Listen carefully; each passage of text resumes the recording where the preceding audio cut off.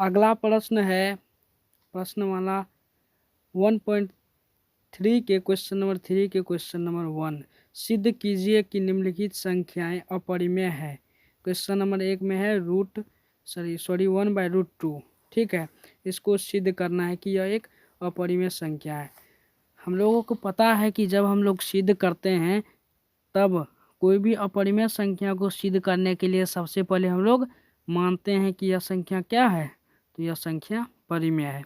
ठीक है, इस प्रकार हम लोग मान लेते हैं कि यह संख्या परिमेय है। देखिए क्वेश्चन नंबर 1 में क्या कह रहा है, क्वेश्चन नंबर 1 कह रहा है कि 1/√2 को हमको सिद्ध करके बताइए कि यह जो है एक अपरिमेय संख्या है। तो 1/√2 को हम लोगों को सिद्ध करके बताना है कि यह एक अपरिमेय संख्या है। तो सबसे पहले हम लोग क्या करते हैं कि मान लेते हैं कि यह परिमेय संख्या है। तो हल दे करके ये दे देते हैं तो अच्छा लगता है देखने में। ठीक है ना, यहाँ पर माना कि 1/√2 एक परिमेय संख्या है। लिख, माना कि 1/√2 एक परिमेय संख्या है। माना कि 1/√2 एक परिमेय संख्या है। 1/√2 को एक परिमेय संख्या मान दिए।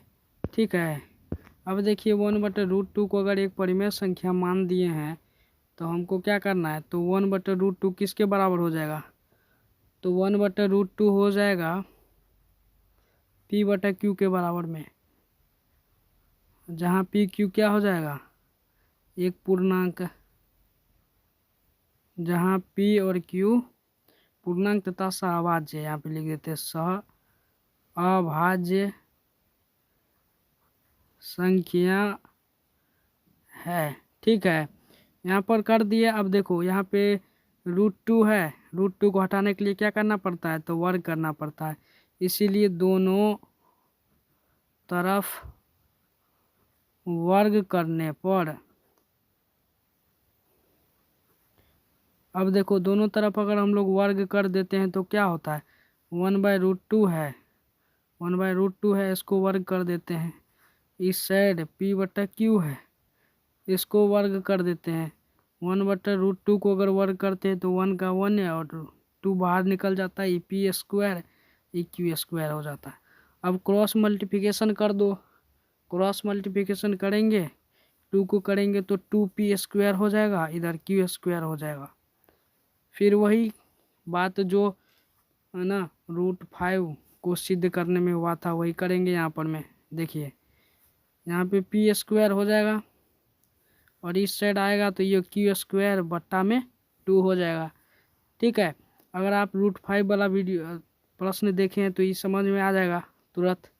अंकगणित यहाँ पे क्या होता है कि अगर ये 2 Q² को विभाजित करता है, 2 जो है Q² को विभाजित करता है तो 2 Q को भी विभाजित करेगा, यही यहाँ पे लिख देते हैं। यदि 2 Q² को विभाजित करता है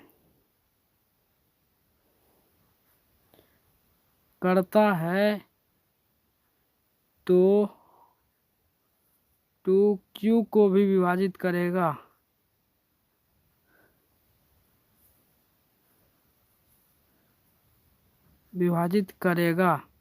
ठीक है, यहाँ हम लोगों ने ये लिख दिए।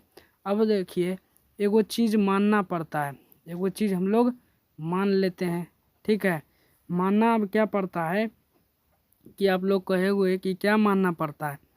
देखिए यहाँ पे Q² है, यहाँ पे 2 है, अगर 2 है तो 2 के मान लेंगे। ठीक है, यहाँ पे पहले हम लिख देते हैं उसके बाद आपको समझ में आएगा। फिर माना कि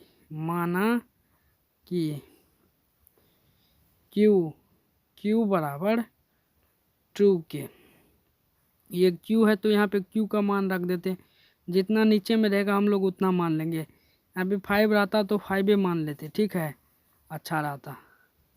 अब देखिए Q का मान समीकरण यहाँ पे 1 मान लीजिए इसको, Q का मान 1 में रखने पर क्यू का मान समीकरण 1 में रख दिए तो समीकरण 1 क्या कहता है, पी स्क्वायर है, क्यू के जगह पे 2 के मान रख दिए और देखिए इसका स्क्वायर कर दिए। इस प्रकार पी स्क्वायर बराबर क्या हो जाता है, 2 2 2 जा 4 के स्क्वायर बट्टा 2, 2 से ये कट जाएगा 2 बार में। ठीक है, यहाँ पे देखिए पी स्क्वायर इजकल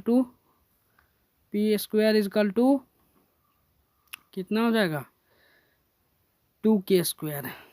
अब देखिए ये दोनों इसका जगह चेंज कर देंगे तो कोई फ़र्क पड़ेगा, इसका जगह इस प्रकार चेंज कर देते, इसको इस साइड ला लेते, इसको इस साइड ला लेते, तो 2 के स्क्वायर को इस साइड ला लिए और पी स्क्वायर को इस साइड ला लिए।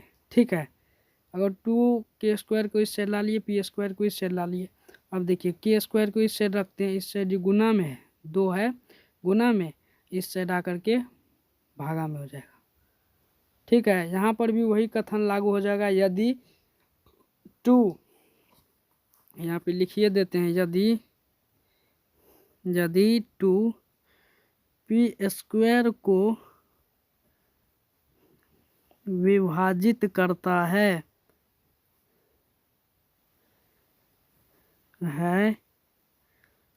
तो 2 क्यू को भी विभाजित करेगा।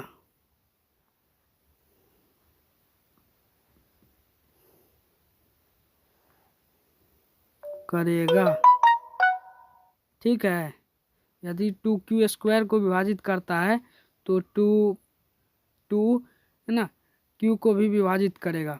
यहाँ तक हो गई। अब आगे लिखते हैं, अब आगे इसको हम लोग कथन 1 मान लेते हैं, लिखने में आसानी होगी हम लोगों को, कथन 1। और ये जो है इसको कथन 2 मान लेते हैं, कथन 2। ठीक है, अब देखिए अब आगे क्या क्या लिखते हैं हम।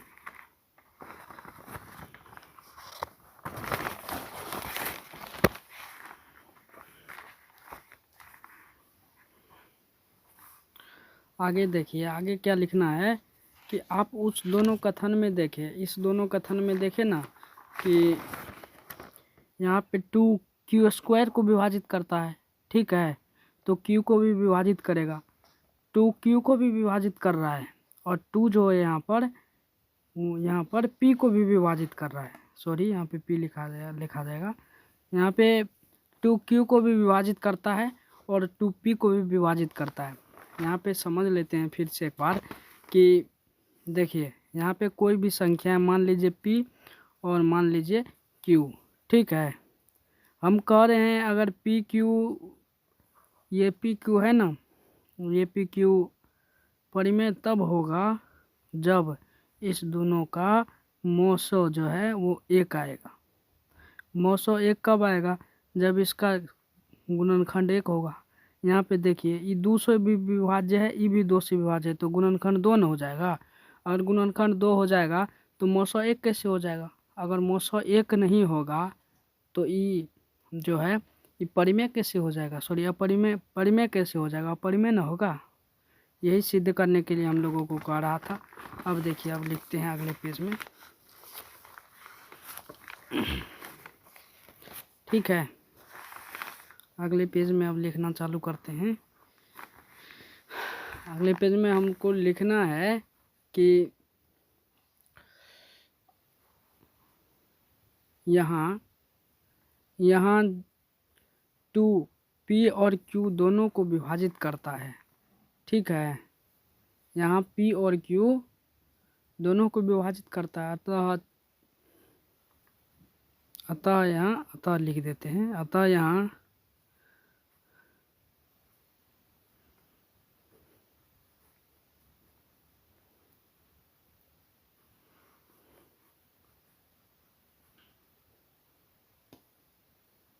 ये क्यू है, क्यू को विभाजित करता है,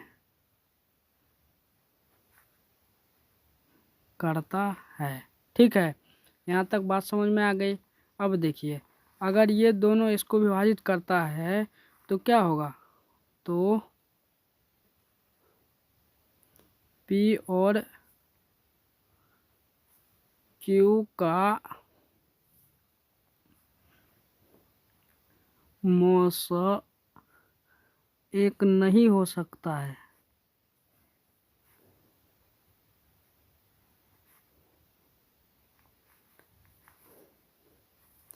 और पी और क्यू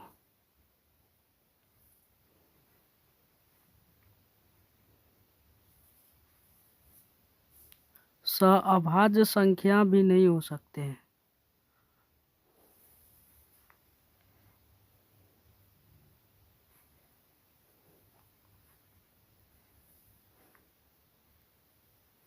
अगर सहअभाज्य संख्या होवे नहीं करेगा तो ये पी और क्यू जो है वो कभी परिमेय संख्या होगा, क्योंकि परिमेय संख्या का रूले है कि उसका पी और क्यू जो है होगा दोनों अभाज्य सहअभाज्य संख्या होना चाहिए। ठीक है, अब देखिए,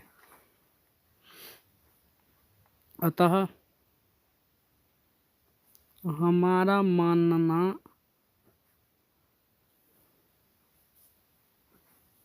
गलत था। 1/√2 एक अपरिमेय संख्या ही है। ठीक है, इस प्रकार हम लोगों का ये प्रश्न सॉल्व हो जाता है।